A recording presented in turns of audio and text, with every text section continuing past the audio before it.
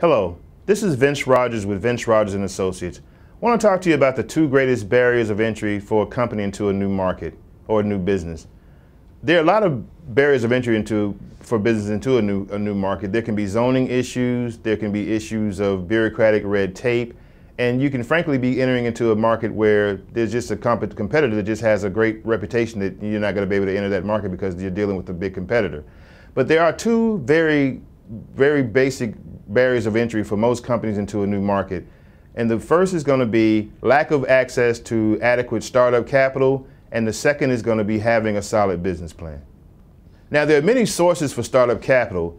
You want to hopefully be in the position where you can use your own savings, but most entrepreneurs have to either seek money from family, friends, banks, venture capital firms, or angel investors.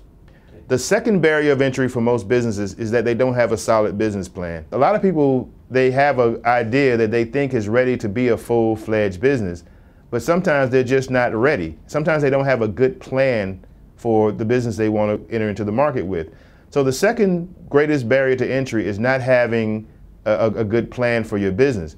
If you don't have a solid business plan, you're not going to be able to get adequate startup capital, which is the other barrier of entry for most businesses. This is Vince Rogers with Vince Rogers & Associates, and we've talked about the two greatest barriers of entry into a market: lack of access to adequate startup capital and lack of a solid business plan.